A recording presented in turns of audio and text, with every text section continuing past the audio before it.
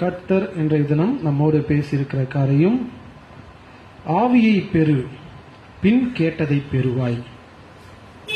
தேவனுடைய பரிசுத்த ஆவியை நாம் பெற்ற பின்னரே நாம் தேவனிடத்திலே ஜெபத்திலே கேட்டுக்கொண்ட காரியங்களை எல்லாவற்றையும் அவர் நமக்கு செய்கிறார். சரி, இதை நம்ம புரிஞ்சுக்கிறதுக்காக சில காரியங்களை இயேசு கிறிஸ்து நமக்கு சொல்லியிருக்கிறார். அந்த வசனங்களை நாம் வாசிப்போம். லூக்கா 11ஆம் அதிகாரம் 9ஆம் வசனத்திலிருந்து 13ஆம் வசனம் வரைக்கும் நம்ம வாசிக்கலாம். எடுங்க.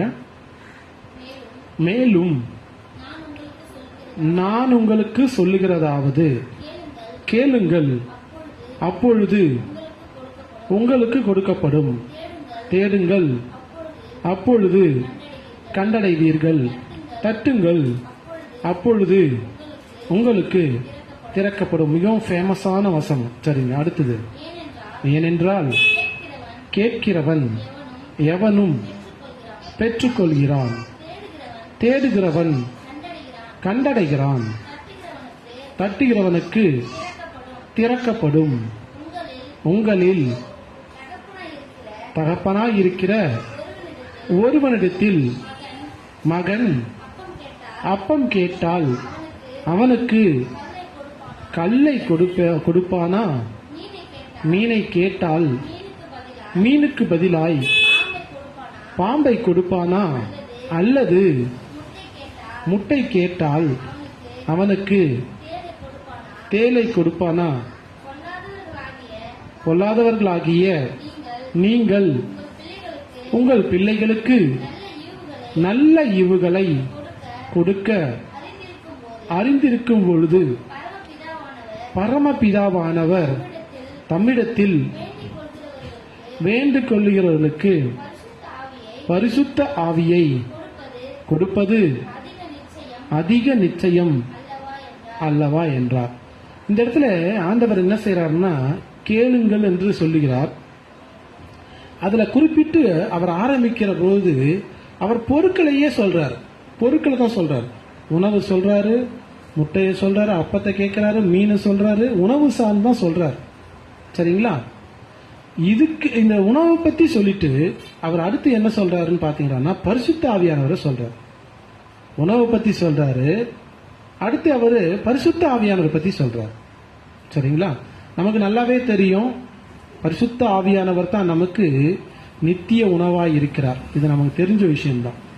சரிப்பா, அவர் கேளுங்கள் அப்பொழுது உங்களுக்கு கொடுக்கப்படும் என்றாரு. ஆனா கடைசியா பாத்தீங்கன்னா என்னன்னு முடிக்கிறாரு? பரிசுத்த ஆவியானவரை தரேன்னு சொல்றாரு. ஓகேங்களா? அப்ப நம்ம கேட்க வேண்டியது பரிசுத்த ஆவியானவரையா அப்படின்னு கேட்டீங்கன்னா அதுதான் உண்மை. ஆனால் இந்த இடத்துல எதை குறிப்பிடுதுன்னா, பரிசுத்த ஆவியானவர்ல நிறைந்து அப்படியே பாட்டு பாடி குதிச்சு நம்ம, ஏன்னா பரிசுத்த ஆவி அப்படின்னு சொல்லும் போதே நம்ம கண்களுக்கு முதல்ல வர்றது எதிரான்னா, சபையில வேகமா பாட்டு பாடி வேகமா குதிச்சு அப்படியே கத்தி ஆர்ப்பாட்டம் பண்ற அதை தான் நாம பரிசுத்த ஆவி அப்படின்னு நம்ம நினைச்சிட்டு இருக்கோம். ஆனா உண்மை அது கிடையாது. பரிசுத்த ஆவியினது அது ஒரு பகுதி. ஆவியானவருடைய செயல்கள்ல அதுவும் ஒரு பகுதி. சில நேரங்கள்ல பரிசுத்த ஆவியானவர் மிகவும் மெல்லிய சத்தத்தோடு நம்மளோடு பேசுவார், மிகவும் இதமாக நம்மோடு உறவாடுவார். சரிங்களா? ரொம்ப சாஃப்டா ஜென்ட்லா பிஹேவ் பண்ணுவார் அவர். ஆனா அதை பத்தி யாரும் பேசுறதே இல்லை, அதை பத்தி யாருமே போதிக்கிறதும் கிடையாது. சரிங்களா? அது மட்டும் இல்லாம சில நேரங்களில் அவர் கம்பீரமாய் செயல்படுவார், அதை பத்தி யாரும் பேசுறது இல்லை. பரிசுத்த ஆவியானவர்னா நீ பரிசுத்த ஆவியை பெற்று விட்டாயா என்று ஒரு கேள்வியை கேட்பாங்க. அதுக்கு அவங்க கேட்கிற கேள்வியுடைய சென்ஸும் மற்றவங்க புரிந்து கொள்கிற சென்ஸும் ஒண்ணுதான். என்னது? கத்தி கூப்பாடு போட்டு பயங்கரமா பாட்டு பாடி அதே அப்படியே ஆவியில அவங்க தன் நிலையை மறந்து குதிக்கிறத தான் பரிசுத்த ஆவியானவர் வந்து இறங்கிட்டாரு அப்படின்னு ஒரு டிக்ளரேஷனே பண்ணிட்டுக்கிறாங்க, சர்டிபிகேட்டே தராங்க அந்த மாதிரி. சரிங்களா? ஆனால் பரிசுத்த ஆவியானவர் அவர் ஜென்ட்லா பிஹேவ் பண்ணுவாரு.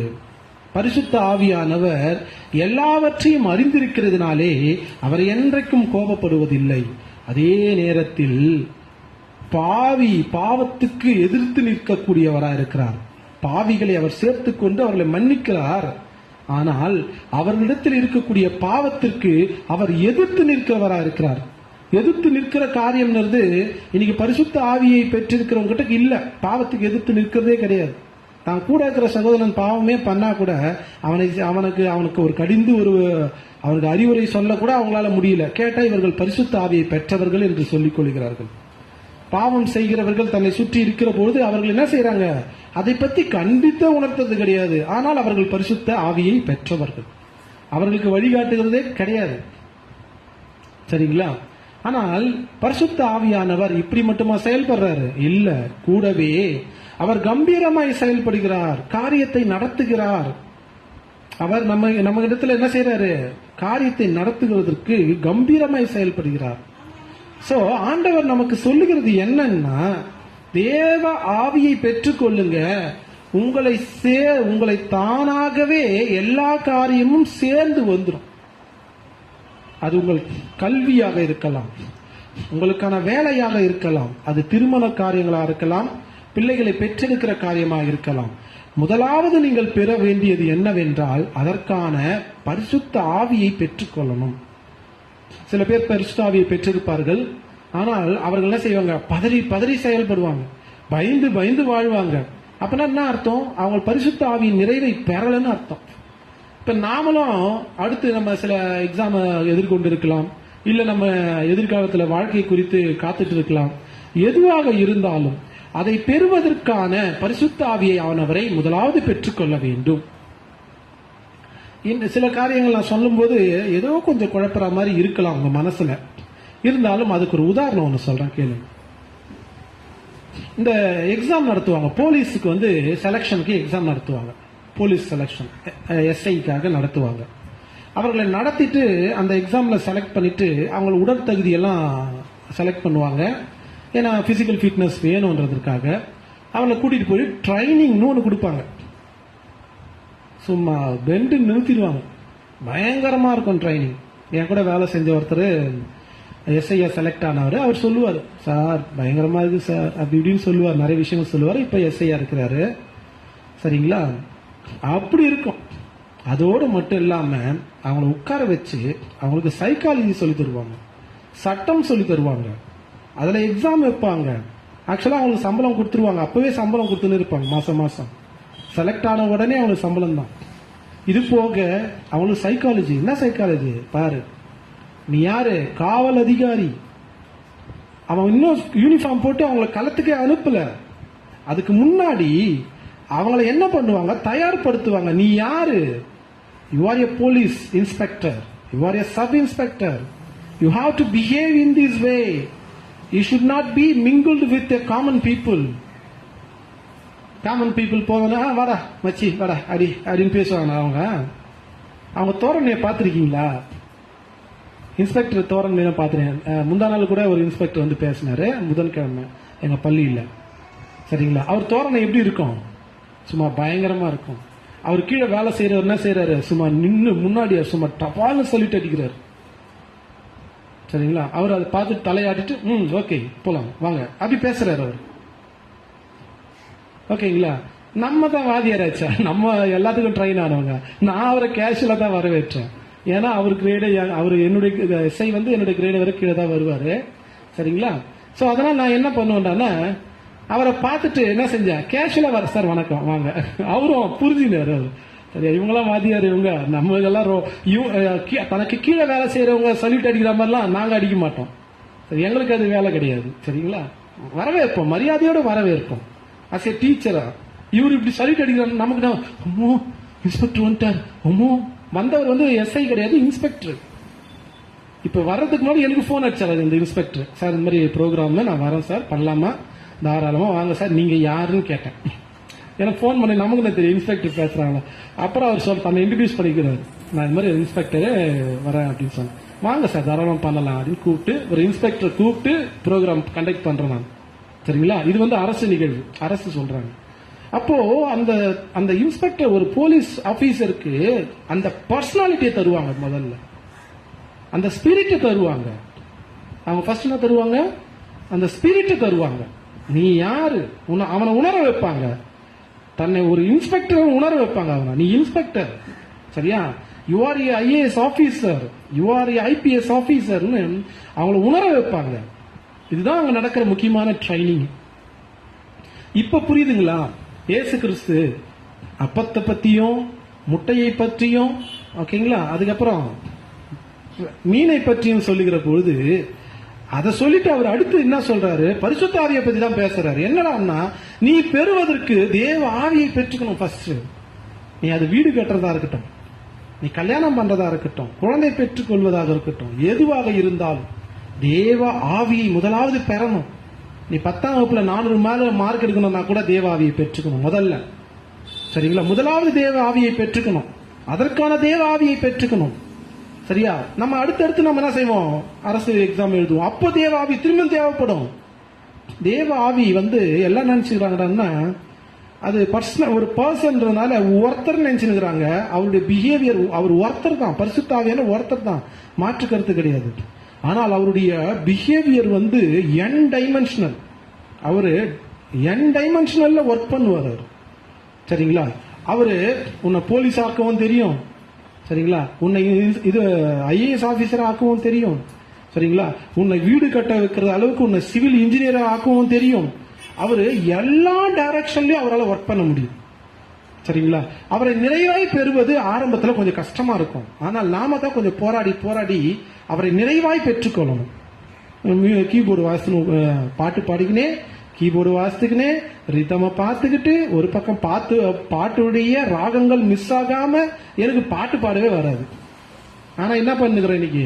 பாட்டு பாடிக்கின்னு, கீபோர்டு வாசித்து, ரிதம் பார்த்துக்கிட்டு, நம்மை பலப்படுத்துகிற கிறிஸ்துவினாலே எல்லாவற்றையும் செய்ய எனக்கு பலன் உண்டு என்று பவுல் சொல்லுவார். அது போலவே கிறிஸ்துவின் ஆவிக்குள்ள, அவருடைய பலத்துக்குள்ள நம்மளால எல்லாத்தையும் செய்யலாம்.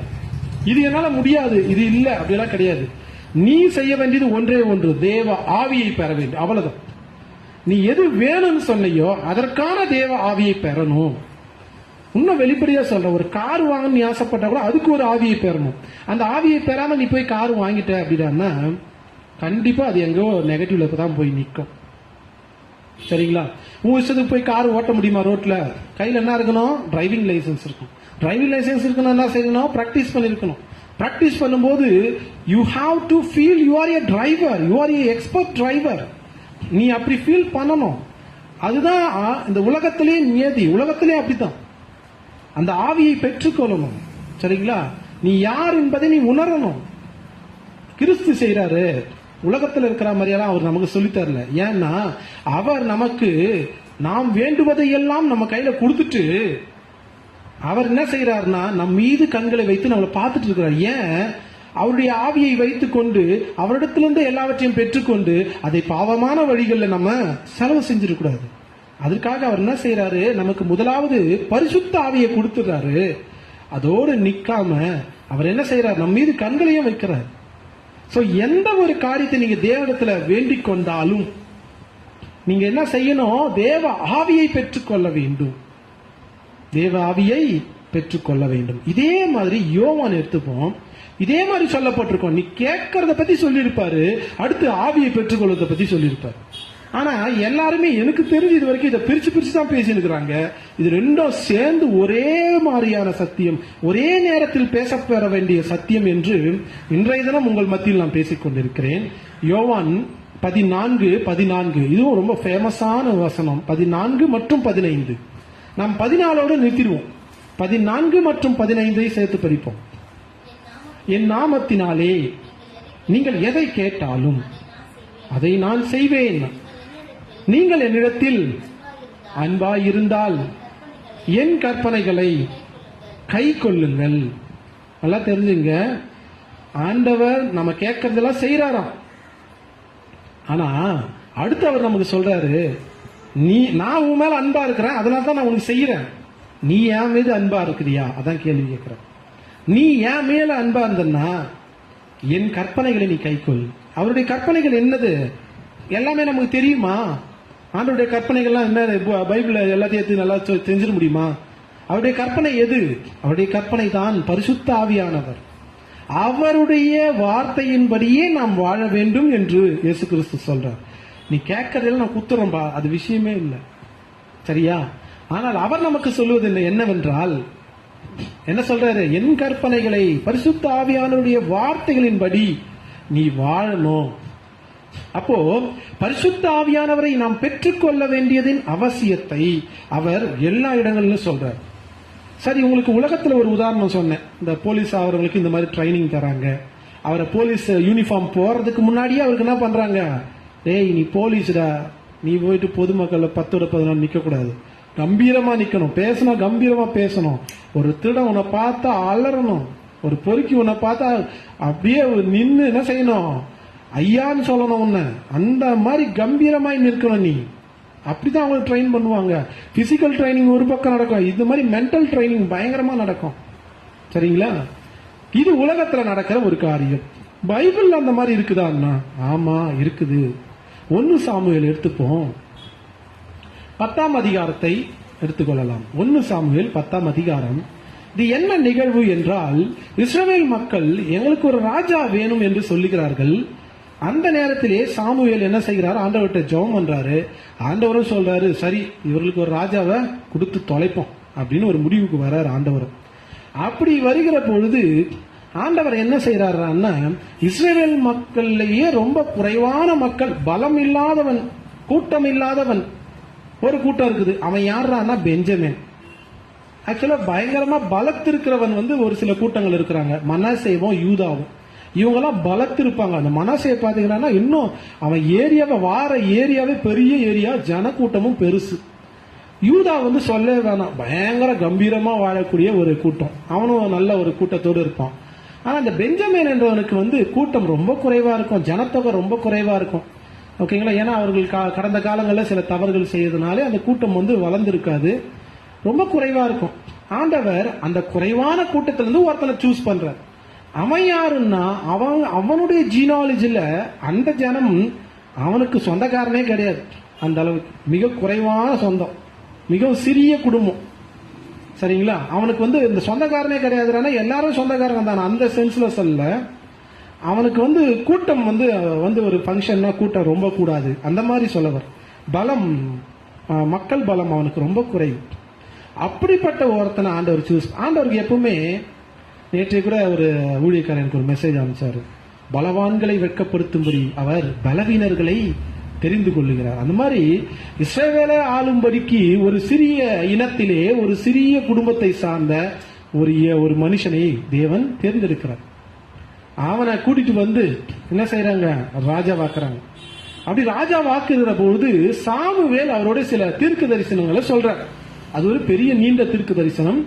அதிலே 6ஆம் வசனத்தை மட்டும் வாசிப்போம், அதுக்கப்புறம் 9-10 வாசிப்போம். அந்த தீர்க்க தரிசனம் 6, அது நிறைவேறியது 9-10. சரிங்களா? அதை வாசிப்போம். 6ஆம் வசனம். அப்பொழுது கர்த்தருடைய ஆவி உன்மேல் இறங்குவார், நீ அவர்களோட கூட தீர்க்க தரிசனம் சொல்லுவாய். இது எப்போ சொல்லுங்க? வேறு மனுஷனாவாய். அதான் ரொம்ப முக்கியமான. நீ தீர்க்க தரிசனம் சொல்லி இந்த வார்த்தையை அண்டர்லைன் பண்ணீங்க, உண்மையிலேயே உங்க உணர்வோடு அண்டர்லைன் பண்ணுங்க. நீ இப்ப இருக்கிற பத்தியா பிரச்சனையே நீ தான் பிரச்சனை, உனக்கு பிரச்சனை நீ தான். தேவ ஆவியானவரை நீ பெற்றுக்கொண்டு நீ எப்படி மாறணுமா? வேறு மனுஷனா மாறணும். நான் சொன்னது புரிஞ்சுங்களா? தேவ ஆவியை பெற்றுக்கொண்டு நீ பழைய சுபேஷாவோ, பழைய மாரியாவோ, பழைய சுமதியாவோ, பழைய கோபியாவோ, பழைய ஜோன்ஸாவோ இருக்கக்கூடாது. நம்முடைய பிஹேவியர் தேவ ஆவியை பெற்றுக்கொண்டு வேற மனுஷனா மாற சொல்றாரு. நீ ஆயிடுவேன்ற நம்ம மாற நம்ம கிட்ட இல்ல, அது நம்ம வேற மனுஷனாவது நம்ம கிட்ட கிடையாது. நம்ம கிட்ட என்ன இருக்குன்னா தேவ ஆவிக்கு கீழ்ப்படியது மட்டும்தான் நம்முடைய வேலை. தேவ ஆவிக்கு கீழ்ப்படிங்க, தேவ ஆவியை பெற்றுக்கொள்ளுங்க. தேவ ஆவியை பெற்றுக்கொள்வது என்பது தேவன் தன் மீது மாம்சமான யாவர் மீதும் தன்னுடைய ஆவியை ஊற்றியிருப்பது உண்மை. அதை விசுவாசித்து அந்த ஆவியானோருக்கு கீழ்ப்படிவது பேரு தான் அதை பெற்றுக்கொள்வதுன்னு அர்த்தம். அவர் ஊற்றிட்டார். பெற்றுக்கொள்வது என்பது விசுவாசித்து கீழ்ப்படிவது தான் பெற்றுக்கொள்வது. அப்படியே பயங்கரமா கத்தி அந்நிய பாஷையில ஆடி ஓதி குதிச்சு தவண்டு பக்கத்துல இருக்கிறவங்களை டிஸ்டர்ப் பண்ணி இதுக்கு பேரு பரிசுத்த ஆவியானவர்னு சொல்லுவாங்க. அது அல்ல. அது பரிசுத்த ஆவியானுடைய ஒரு பகுதியா இருக்கலாம். அதுவும் என்னன்னா ரொம்ப டீசெண்டா தான் இருப்பார் ஆண்டவர். மற்றவனை காயப்படுத்துகிற அளவுக்கு பரிசுத்த ஆவியானவர் செயல்பட மாட்டார். அது அவருடைய வேலையும் அல்ல. இப்ப நான் சொன்ன காரியங்களுக்கு ஒரு புரிஞ்சிருக்கும். தேவ ஆவி உன் மீது வரும், நீ தீர்க்க தரிசனம் சொல்லுவ, நீ வேற மனுஷன் ஆயிடுவ. பரிசுத்த ஆவியான உங்ககிட்ட வந்துட்டாருன்னா அடுத்து என்ன நடக்கணும் உனக்கு தெரியும். அடுத்து என்ன நடக்கும்னு உனக்கே தெரியும். அதான் இருக்கிற மிகப்பெரிய அல்டிமேட். தீர்க்க தரிசனம் அம்சமான யாவர் மீதும் என் ஆவியை ஊற்றுவேன், பாலகரும் வாலிபர்களும் தீர்க்க தரிசனம் சொல்வார்கள் என்று வசனம் சொல்கிறது. இது தீர்க்க தரிசனங்கள் சொல்லப்பட்ட வார்த்தையா இருக்கும். ஆனால் சாமுவேல் அழகா அந்த சீக்வன்ஸை சொல்லியிருப்பாரு. ஆவியானவர் மீது வருவாரு, நீ தீர்க்க தரிசனம் சொல்லுவ, நீ வேற மனுஷனாவ. இல்ல நான் பழைய மனுஷனாவே அப்படியே ஒரு மூலையில பட்டம் இல்ல, அப்படியே வந்துட்டு காத்தோட போயிட்டு அப்படியே இருக்கணும்னு நிச்சயமா நீ என்னாத. கர்த்தர் உன்னை வேறு மனுஷனாய் மாற்ற அழைத்திருக்கிறார். நீ வேறு மனுஷனாய் வாய். நீ பழைய மனுஷனாய் இராதபடிக்கு தேவ ஆவியை பெற்றுக்கொண்டு அவருக்கு கீழ்ப்படிந்து விசுவாசித்து நீங்க வேறு மனுஷன் ஆகணும். இப்போ 9 படிங்க, அது நிறைவேறிய இடம் பாருங்க. 9:10. அவன் சாமுவேலை விட்டு போகும்படி திரும்பின போது தேவன் அவனுக்கு வேறே இருதயத்தை கொடுத்தார். மிக மிக முக்கியமானது. அப்படியே அண்டர்லைன் பண்ணீங்க இந்த வார்த்தை, அப்படியே அண்டர்லைன் பண்ணீங்க. ரொம்ப ரொம்ப முக்கியமானது. முதல்ல வேறு மனுஷனாவாயின்னு சாமுவேல் சொன்னாரு. நல்லா தெரிஞ்சுங்க, அவன் இன்னும் ராஜாவாகல. சவுல் இன்னும் ராஜாவே ஆகல. ஆகிறதுக்கு முன்னாடியே அவர் என்ன செய்யறாரு? வேறு மனுஷனாய் மாற்றுகிறார். அவன் இருதயத்தை மாற்றுகிறார். இன்னும் பழைய இருதயத்தோட வாழாதீங்க, மாறுங்க. உங்கள் இருதயத்தை மாற்றுங்க. நீங்கள் வேறு மனுஷனாய் மாறினால் ஒழிய நீங்கள் கேட்டுக்கொள்ளுகிற காரியம் உங்களுக்கு நடக்காது. நீங்க வேறு மனுஷனாய் மாறும். அதை படிங்க. இருதயம் வேறு இருதயத்தை கர்த்தர் சவுலுக்கு கொடுத்தார். அடுத்தது அந்த அடையாளங்கள் எல்லாம் அன்றைய தினமும். ஆக்சுவலா அன்னைக்கு ஏறக்குறைய மத்திய வேலையில சொல்றாரு சாமுவேல் தீர்க்கதரிசி. அன்னைய மாலைக்குள்ளே அது நடக்குது. அப்புறம் அவர்கள் அந்த மலைக்கு வந்தபோது இதோ தீர்க்கதரிசிகளின் கூட்டம் அவனுக்கு எதிராக வந்தது. அப்போது தேவனுடைய ஆவி அவன் மேல் இறங்கினது. அவனும் அவர்களுக்குள்ளே தீர்க்க தரிசனம் சொன்னான். புரிஞ்சுதுங்களா? பாருங்க, தேவ ஆவி அவன் மீது இறங்கிடுச்சு. இப்பவும் அவன் இன்னும் ராஜாவா ஆகல. அந்த அதிகாரம் முழுக்க படிச்சுட்டே வருவீங்கன்னா அவன் சொந்தக்காரில் ஒருத்தன் வருவான். என்னடா ஊரை விட்டு போனீங்க, கழுதையை தேடின்னு போறீங்க, என்னதான்டா ஆச்சு உங்க கதை, ஏன்டா இவ்வளவு நாள் ஆச்சு அப்படின்னு கேட்கறான். அதுக்கு இந்த சவுல் சொல்லுவான், என்ன சொல்லுவான் தெரியுங்களா? இப்ப நடந்த எந்த நிகழ்வையும் சொல்ல மாட்டான். நான் கழுதை தேட போனேன், சாமுவேல் தீர்க்கதரிசியை பார்த்தேன், அவரு கிடைக்கும்னு சொன்னாரு, கிடைச்சிச்சு, அவ்வளவுதான். தன் ராஜாவாக போகிறதை சாமுவேல் சொன்னதை இந்த சவுல் யாருக்கும் சொல்ல மாட்டான், தான் சொந்தக்காரனுக்கே சொல்ல மாட்டான். ஆனா அவன் இன்னைக்கு என்ன ஆயிட்டு இருக்கிறான்? வேறு மனுஷன் ஆயிட்டான். உங்களுக்கு தெரியுதுங்களா? அவன் அதுக்கு அர்த்தம் அவன் அன்றைக்கே ராஜாவாயிட்டான். அவன் அன்றைக்கே ராஜாவாயிட்டான். இன்னும் என்ன வரல, கிங்டம் தான் இன்னும் வரல. கிங்டம் வர்றதுக்கு முன்னாடியே அவன் யாரு? வேறு மனுஷனாய் மாறியதுனாலே அவன் அன்றைய தினமே ராஜாவாயிட்டான். அவன் ராஜனுக்குரிய ஒரு ராஜாவுக்குரிய ஆவி, தேவ ஆவி அவன் மீது வந்தது. நீங்கள் தேவனிடத்தில் கேட்டுக்கொள்வதற்கு முன்பாக தேவனுடைய பரிசுத்த ஆவியானவரை நீங்க என்ன செய்யணும்? பெற்றுக்கொள்ளணும். அவருடைய வார்த்தைக்கு கீழ்ப்படியணும். ஆண்டவரே என் இருதயத்தை மாற்றும், ஆண்டவரே என் இருதயத்தை மாற்றும்.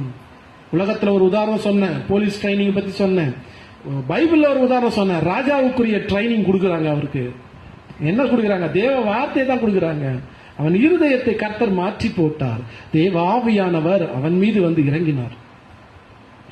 நீங்களும் முதலாவது நீங்க செய்ய வேண்டியது, ஆண்டவர்கிட்ட கேட்கறது தப்பே கிடையாது, கேட்டுக்கிட்டே இருங்க. ஆனால் நீ கேட்கிற காரியங்களுக்கு உரிய ஆவியானவரை நீங்கள் பெற்றுக்கொள்ள வேண்டும்.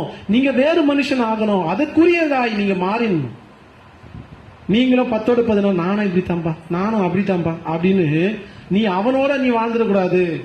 அவரோட சேர்ந்து என்ன செஞ்சிடக்கூடாது, 10-11 போயிடக்கூடாது. சரிங்களா? கர்த்தரிடத்தில் நீங்க எதை கேட்டீங்களோ அதற்குரிய ஆவியை நீங்கள் பெற்றுக்கொள்ள வேண்டும். அதனை தொடர்ந்து சரி நாம பெற்றுக்கொள்றோம், தேவ ஆவியை பெற்றுக்கொள்றோம். கர்த்தர் கண்டிப்பா என்ன செய்யறாரு, நாம கேட்டுக்கொள்கிறதை அவர் நமக்கு செய்கிறவரா இருக்கிறார். கரெக்டுங்களா? கேட்டுக்கொள்கிறதை அவர் நமக்கு செய்கிறவரா இருக்கிறார். அப்போ நாம என்ன செய்யணும்? நம்ம யோவான்ல பார்த்தது போல 14-15 வசனம் போலவே நாம் அவருடைய கற்பனைகளை கைக்கொள்ளும். நல்லா தெரிஞ்சுங்க, நம்ம ஆண்டோட கேட்கிறோம். அதை பெற்றுக்கொள்வதற்கு நம்ம முன்னாடி என்ன செய்யணும்? தேவ ஆவியானவரை பெற்றுக்கணும். சரிங்களா? கண்டிப்பா ஆண்டவர் என்ன செய்ய போறாரு, நமக்கு செய்ய போகிறார். எப்படி சவுலை ராஜாவாக்குனாரோ, எப்படி இந்த ஜனங்கள் போலீஸ் ஆகிறாங்களோ, IAS ஆபீசர் ஆகிறாங்களோ அந்த ட்ரைனிங்க்கு அப்புறம், அது போல கர்த்தர் நம்மையும் நாம் கேட்டிருக்கிற காரியங்கள் எல்லாவற்றையும் நமக்கு செய்கிறார். செய்த பிறகு என்ன செய்யணும்? கர்த்தருடைய கற்பனைகளுக்கு நாம் என்ன செய்யணும்? கீழ்ப்படியணும், அவைகளை கை கொள்ள வேண்டும். அதுதான் யோவான் 14-15 வசனம் நமக்கு குறிப்பிடுகிறது. நாம என்ன செய்யறோம்னா கேட்கிறோம், ஆண்டவர் கொடுத்துடுறாரு. அவ்வளவுதான். இப்படிதான் நினைச்சுக்கிறோம். சரிங்களா? இது எல்லா காரியத்திலையும் கர்த்தர் என்ன செய்யறாரு, கொடுக்கிறாரு. மாற்று கருத்து கிடையாது. அதோட முடிஞ்சிச்சு நம்ம நினைச்சுட்டு போயிடுறோம். அப்படி கிடையாது. அதோட முடியல. அதுக்கப்புறம் கர்த்தருடைய வார்த்தைக்கு நம்ம என்ன செய்யணும்? செவி கொடுக்கணும். அவருடைய கற்பனைகளை கை கொள்ளணும். மறக்க கூடாது. கர்த்தர் உன் தலையை அவர் உயர்த்துவார். மறக்கவே மறக்காதீங்க. சரிங்களா? ஆண்டவர் சில உதாரணங்கள் சொன்னாரு. எது? அப்பமும் அந்த மீனும் அப்புறம் முட்டையும். இந்த அப்பமும் கல்லும் பாத்தீங்கன்னா வனாந்தரத்துல கல்லும் பார்க்கறதுக்கு ஒரே மாதிரி இருக்கும். அந்த அப்பம் எப்படி குண்டா, அந்த பன், நம்ம ஊர்ல பன் சொல்றோம் இல்லைங்களா, அது கொஞ்சம் பெருசா இருந்து கொஞ்சம் ஹார்டா இருக்கும் அப்பம். அங்க எல்லாம் பாத்தீங்கன்னா கொஞ்சம் வித்தியாசம், பார்க்கறதுக்கு கல் மாதிரியே. நான் சில இடங்கள்ல பார்த்துருக்கிறேன், அந்த மாதிரியே செய்யறாங்க. சரிங்களா? அப்புறம் இன்னொன்று, இந்த பாம்பும் மீனும் பாத்தீங்கன்னா ஒரே மாதிரி இருக்கும். பார்த்துருக்கீங்களா? மீன்லயே பாம்பு மீன் மாதிரியே இருக்கும். அந்த ஈல் ஃபிஷ் எல்லாம் பார்த்தீங்கன்னா பாம்பு மாதிரியே வளைஞ்சு வளைஞ்சு போகும். சரிங்களா? பார்க்கறதுக்கு ஒரே மாதிரி சிமிலரா இருக்குது. பாத்தீங்களா? ஆனா அந்த முட்டையும் தேலும் ஒரே மாதிரி இருக்காது. ஆனால் தேலை சாப்பிடுகிறவங்களும் உண்டு. உணவுக்கு பசிக்காக இந்த பாலைவனத்துல தேலுடைய கொடுக்க எடுத்துட்டு அந்த முன்னாடி இருக்கிற அந்த கால்களை உடைச்சிட்டு தேல்களை சாப்பிட்ற மனிதர்களும் உண்டு. ஓகேங்களா? அப்ப அதுவும் உணவுப் பொருள் தான். ஆனா எப்படிப்பட்ட உணவுப் பொருள்? ஆபத்தானது. கர்த்தர் நமக்கு தரப்போறேன்னு சொன்னதை நம்மள ஆபத்துக்குள்ள அனுப்பிச்சுதான் தருவார் நினைக்கிறீங்களா? அதை தான் அங்க மென்ஷன் பண்றாரு. நான் உன்னை ஆபத்துக்குள்ள அனுப்பிச்சு அப்புறம் தான் நான் உனக்கு தருவேன் அப்படிலாம் கிடையாது. நிச்சயமா அப்படி கிடையாது. சரிங்களா? அதே மாதிரி ஒரே மாதிரி இருக்குது என்றதுக்காக இது பரவாயில்ல, இதுக்கு பதில் இதை தந்துடுறேன், அப்பத்துக்கு பதிலாக என்ன தந்துடுறேன், கல்ல குத்துறேன்னு பார்க்க ஒரே மாதிரி தானே இருக்குது, இந்த இதை வச்சுக்கோ, அப்படியா ஏமாத்துவார் நம்மள ஆண்டவர் நினைக்கிறீங்க? சரி, பாம்பும் மீனும் பார்க்கறது ஒரே மாதிரி இருக்குது, பசியில இருக்கிறப்பா நீ இந்தப்பா இதை பிடிச்சி சாப்பிடுப்பா அப்படின்னு கொடுப்பாரு நினைக்கிறீங்களா? மாட்டார். சரிங்களா? உலகத்துல இருக்கிறவனே அதை செய்ய மாட்டான்டான்னா நான் எப்படா செய்வேன் அப்படின்றார் ஆண்டவர். என்கிட்ட நீ கேட்கும் நான் செய்வேன் அந்த மாதிரி. நீ கேட்டது ஒன்னும் கொடுக்கறது ஒன்னும் செய்வேனா நானு? அதான் ஆண்டவர் கேட்கிறார். நீ கேட்கறது ஒண்ணு, நான் ஒண்ணு கொடுப்பேனா? அதுவும் ஆபத்தானதை தருவனா? கண்டிப்பா இல்லை. ஆனால் நாம என்ன செய்யறோம்னா, சரி ஒரு உதாரணத்துக்கு இந்த அப்பம்னு வச்சுப்போமே, நம்ம என்ன எதிர்பார்க்கறோம்னா ஆண்டவர்ட்ட அப்பம் கேட்கிறோம், இந்த அப்பம் மேஜிக்கா வந்து அப்படியே குத்தணும் அப்படி நினைக்கிறீங்க. ஒரு நல்ல அப்பத்தை செய்யறதுக்கு எவ்வளவு நேரம் ஆகும்னு நினைக்கிறீங்க? ஒரு நல்ல அப்பத்தை செய்யறதுக்கு எவ்வளவு நேரம் ஆகும்னு நினைக்கிறீங்க? ஈஸ்ட் போட்டு அதை ஃபெர்மெண்ட் பண்ணணும், அதுக்கு நேரம் எடுக்கும். அப்புறம் பேக் பண்ணணும், அதுக்கு நேரம் எடுக்கும். அது ஆறணும், அதுக்கு நேரம் இருக்கும். எனக்கு தெரிஞ்சு ஏறக்குறைய 3 மணி நேரம் ஆகுங்களா? அதுக்கு மேலேயே ஆகுன்றாங்க. இதுக்கு நல்ல பொருளை தேர்ந்தெடுத்து வாங்க வேண்டியது இருக்குது. கரெக்டா? நம்ம வீட்டுல அப்பா அம்மா கிட்ட கேட்கறோம், ரொட்டி சுட்டி கொடுக்குன்னு கேட்கறோம். அம்மா ரொட்டி சுட்டி கொடு, அந்தாடா அப்படியே குத்துருவாங்களா? அப்படியே கொடுப்பாங்களா? ஒருவேளை குத்தாங்கன்னா அது எப்படிப்பட்ட ரொட்டியா இருக்கும்? நீ கேட்கறமா ரொட்டி வேணுமா அப்படின்னு கேட்கற, டக்குன்னு ஒரு பாத்திரத்துல எடுத்து ஒன்று கொடுக்குறாங்கன்னு வச்சுமா, அது எப்படிப்பட்ட ரொட்டியா இருக்கும் நினைக்கிறீங்க? 2 நாள் ரொட்டியா இருக்கும், மீந்து போனதா இருக்கும். ஆனா ஒரு மகனுக்கு ஒரு அம்மா அப்படி செய்வாங்களா? என்ன செய்வாங்க? ஹார்டா இருக்கிறது தான் சாப்பிட்டு, டேய் இருறா அவங்க சூப்பரா சுட்டு தரன்ட்டு டைம் எடுக்குமா எடுக்காதா? எடுக்கும்ல. ஒரு முட்டையை வேக வைக்க டைம் எடுக்குமா எடுக்காதா? ஒரு மீன் எடுத்து கிளீன் பண்ணி செய்ய டைம் எடுக்குமா எடுக்காதா? ஆனா நம்ம அப்பா அம்மாவுக்கு கொடுக்குற நேரத்தை கூட ஆண்டவருக்கு நம்ம தர மாட்டேன்றோம். ஆண்டவர்கிட்ட நீங்க கேட்கறீங்க, கேட்டுட்டு அவருக்கு என்ன செய்ய மாட்டேன்றீங்க? காத்திருக்க மாட்டேன்றீங்க. நீங்க தான் என்ன பண்றீங்கடான்னா, அப்பத்து மாதிரி இருக்கிற ஒரு கல்லை எடுத்து வச்சு நீ தாண்டா அப்போ கச்சிடுச்சு அப்படின்னு சாட்சியெல்லாம் சொல்லிடுறாங்க சில பேர். ஓகேவா? மீன் மாதிரி இருக்கிற ஒரு பாம்பை பிடிச்சிட்டு இதாண்டா நமக்கான உணவு அப்படின்ட்டு தலையெல்லாம் கட் பண்ணி போட்டு அதை சமைச்சு சாப்பிடுறாங்க. அவசரம் அவசரம். நம்ம பசியில இருக்கிறோன்றதுக்காக முட்டைய கிடைக்கிறதுக்கு லேட் ஆகுது. அப்பா என்ன செஞ்சுங்கிறாரு? கொதிக்க வச்சுட்டு இருக்காரு. எனக்கு பசியில் இருக்குது, நான் கண்டிப்பா சாப்பிட்டு ஆகணும்ட்டு நம்ம என்ன செய்யறோம்? அப்பாவுக்கு தெரியாம தேலை பூச்சி சாப்பிட்டு இருக்கிறோம். நம்ம தான் செய்யறோம். அது ஆண்டவர் அதை நமக்கு செய்யல. சரிங்களா? அப்ப என்ன செய்யணும்? தேவனிடத்தில் நீ கேட்டன்னா அது கிடைக்கும் என்று விசுவாசிக்கணும். ஆண்டவர் எனக்கு செய்வார் என்று விசுவாசத்தோடு காத்திருக்கணும். கண்டிப்பா கர்த்தர் நமக்கு அவைகளை செய்வார். அதுக்கு முன்பாக அவர் நமக்கு சொல்லுகிறது என்னது?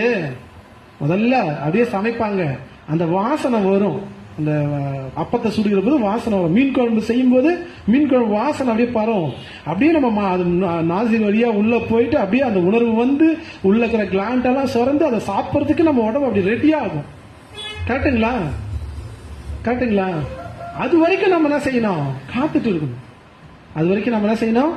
காத்துட்டு இருக்கணும். அந்த சாப்பிட்றதுக்கு முன்னாடி அந்த ஆவியை நம்ம பெற்றுக்கிறோம். ஆமா, நம்ம என்ன சாப்பிட போறோம்? அந்த வாசனையை வச்சு நம்ம மீன் குழம்பு சாப்பிட போறோம். அந்த வாசனையை வச்சு அப்பா அப்பா பேக் பண்ண பிரெட் சூப்பரா இருக்குது. அந்த பிரெட் ஸ்மெல்ல, பிரெட் நீங்க அந்த டோஸ்ட் பண்ணோம்னா ஒரு வாசனை வரும், சூப்பரா இருக்கும். அந்த வாசனையை பார்க்கும்போது நம்ம பிரெட் சாப்பிட போறோம். Pre experience. என்ன சொல்ல போனோம்னா, சிம்பிளான வேர்ட்ல சொல்லணும்னா நமக்கு அந்த ப்ரீ எக்ஸ்பீரியன்ஸ் நமக்கு கிடைக்கும். கரெக்டுங்களா? ஆண்டவர் என்ன சொல்றாருன்னா, அந்த ப்ரீ எக்ஸ்பீரியன்ஸ் எங்க இருக்குடானா அது எனக்குள்ள இருக்குடா. ஏன்னா எல்லா காரியத்துக்கும் ஊற்றுக்கண் யாரா இருக்கிறாரு? கர்த்தரா இருக்கிறார். எல்லா பிஹேவியருக்கும் ஊற்றுக்கண்ணா யாரு இருக்காருன்னா இயேசு கிறிஸ்து இருக்கிறாரு. எல்லா நற்குணங்களும் அவருக்குள்ளதான் இருக்குது. அந்த பிஹேவியரை நீங்க பெற்றுக்கொள்ள வேண்டும். அந்த பிஹேவியர் உங்களுக்குள்ள இருக்கணும். அந்த பிஹேவியரை எப்படியா இருக்குது? அது இயேசு கிறிஸ்துவின் ஆவியா இருக்கிறது. பரிசுத்த ஆவியை நீங்கள் என்ன செய்யணும்? பெற்றுக்கொள்ளணும். நீங்கள் கேட்டுக்கொள்ளுகிற எந்த காரியமாக இருந்தாலும் அந்த காரியத்தை குறித்ததான தேவ ஆவியை நீங்கள் பெற்றுக்கொள்ள வேண்டும் முதலாவது. அப்பொழுது கர்த்தர் உங்களுக்கு சகலத்தையும் செய்ய வல்லவராக இருக்கிறார். அதோடு சேர்த்து நாம் நிற்காமல் கர்த்தருடைய கற்பனைகளை நாம் என்ன செய்யணும்? பெற்றுக்கொண்ட பிறகும் கை கொள்ள வேண்டும். இப்ப சொல்லுங்க, நீங்க கேட்டுக்கிற காரியம் உங்களுக்கு கிடைக்குமா கிடைக்காதா? கேளுங்கள் அப்பொழுது கொடுக்கப்படும், தேடுங்கள் அப்பொழுது கண்டடைவீர்கள், தட்டுங்கள் அப்பொழுது உங்களுக்கு திறக்கப்படும். உண்மையா அந்த வசனம்? நம்ம அது வழக்கமா கேட்டு கேட்டு பழகிட்டு அதனுடைய உண்மையான அர்த்தங்கள் என்னன்னு நமக்கு புரியாம போய் சும்மா போய் கேட்டுக்கான்னு கேட்டுக்கிறது. கொடுங்க கொடுங்க கொடுங்க கொடுங்கன்னு கேட்டுக்கிறது. ஓகே, கேட்கறதோட நிக்க கூடாது. தேவ ஆவியை பெற்றுக்கொள்ளணும். நீ எதை கேட்டியோ அதற்கான ஆவியை நீ பெற்றுக்கொள்ளணும். இனி நாம் கேட்டுக்கொள்ளுகிற எல்லா காரியமும் கர்த்தர் நமக்கு செய்ய போகிறார். அதுக்கான ரகசியம் நமக்கு இன்னைக்கு தெரிஞ்சு போச்சு. உண்மையிலே புரிஞ்சுச்சுங்களா? நான் சொன்ன காரியம் புரிஞ்சுங்களா? இதன்படியே நீங்க கேட்கணும். கர்த்தர் உங்கள் வாழ்விலே பெரிய காரியங்களை செய்வாராக. கர்த்தர் இந்த வார்த்தையிலே ஆசீர்வதிப்பார். நாம் எல்லோரும் முழங்கால் படியிட்டு